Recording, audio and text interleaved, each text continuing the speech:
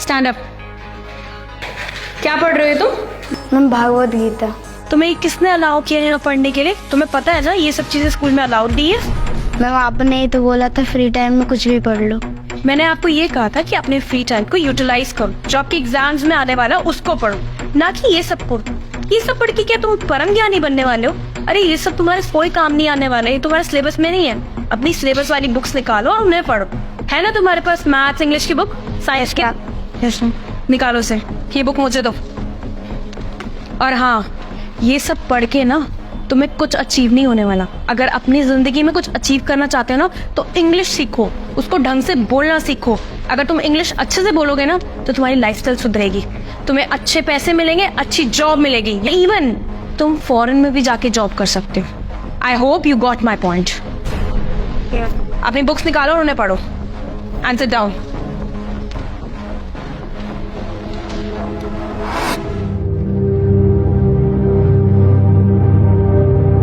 युवराज, मैंने तुम्हें बोला था ना कि ये धार्मिक बुक स्कूल्स में अलाउड नहीं है। समझाया था ना मैंने कल, फिर क्यों लेके आए हो ये?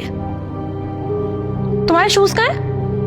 मैम मैं घर पे हनुमान चालीसा का पाठ करना भूल गया था, इसलिए कर रही हूँ। मैम वैसे भी तो अभी लंच टाइम चल रहा है। वाह नाइस। अब तुम्हारे को ये सारी बुक्स ये सिखा रही है ना कि अपने टीचर से कैसे आर्ग्यूमेंट्स करने हैं, अपने बड़ों से कैसे आर्ग्यूमेंट्स करने हैं। एक काम करो, ये बुक मुझे दो। I'll teach you a lesson। कल अपने पेरेंट्स को स्कूल लेके आओगे और फिर मैं उनसे बात करूंगी डायरेक्टली। Okay ma'am. बैठो और शूज पहनो।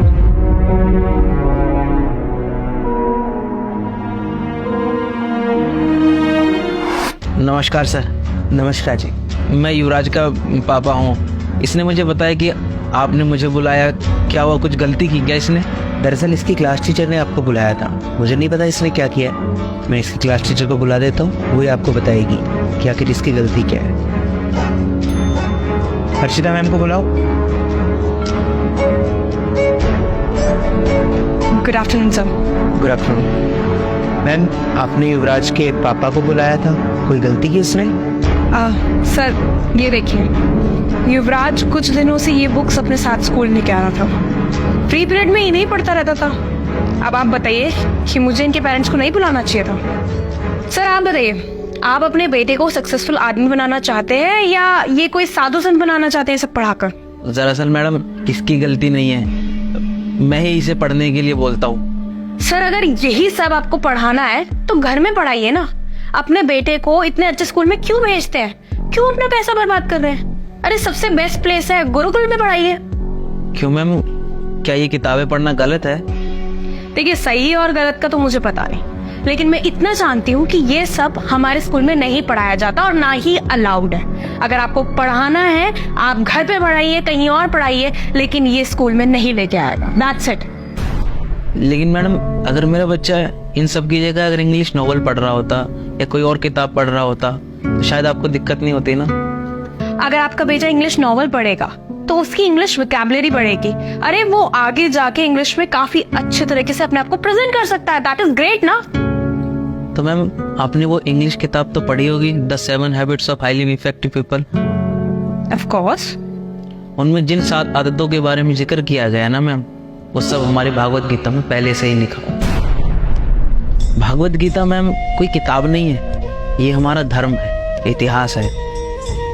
इस धरती पर जितनी भी रचनाएं हुई उन सब की लीला इस किताब में। और तो और शायद आपको पता होगा कि जिस अंग्रेजी की आप इतनी तारीफ कर रही हैं ना, वो अंग्रेज भी अपनी यूनिवर्सिटीज़ में भागवत गीता को पढ़ाते हैं। यूके की कैम्ब्रिज यूनिवर्सिटी, जर्सी की द स्टील हॉल यूनिवर्सिटी, इन सब में भगवत गीता को पढ़ाया जाता है। उन्हें शिक्षा दी जाती है अपने धर्म के बारे में। तो जब वो लोग हमारे धर्म के बारे में जानना चाहते हैं तो हम क्यों अपने बच्चों को दूर करते हैं? सर हो सकता है मेरे बच्चे ने गलती की हो। मैं भी जानता हूँ कि प्राथमिक शिक्षा बहुत ज़रूरी है, लेकिन उतनी ही ज़रूरी है हमारी धार्मिक शिक्षा। क्योंकि प्राथमिक शिक्षा तो अर्थ कमाने में सक्षम बनाती है, लेकिन धार्मिक शिक्षा हमारे ये ग्रंथ हमें जीवन जीना सिखाते हैं, हमारे जीवन को सफल बनाते हैं। इसलिए सर मैं अपने बच्चे की तरफ से माफ़ी मांगता हूँ। अरे नहीं सर, आप माफ़ी मत मांगिए। गलती तो हम लोगों की और हमारे टीचर की है, जो हम आपके बच्चे की भावनाएं नहीं समझ पाए। और सही कहा आपने, धार्मिक शिक्षा किसी एक इंसान को लेना बहुत ज़रूरी है। और आगे से मैं ध्यान रखूंगा कि हमारे स्कूल में जहाँ बाकी सारे सब्जेक्ट्स पर इतना जोर दिया जाता है, वहाँ पर ये भी ध्यान रखा जाए कि अपने अपने धर्म ग्रंथों के बारे में भी बताया जाए, ताकि बच्चा अपने धर्म के बारे में भी सीख सके, उसके धर्म ग्रंथ में क्या शिक्षा मिली है वो उसको सीख सके। Thank you so much sir. शायद आपको समझ में आई होगी मैडम मेरी बात। जय सिया राम सर, जय सिया राम मैम।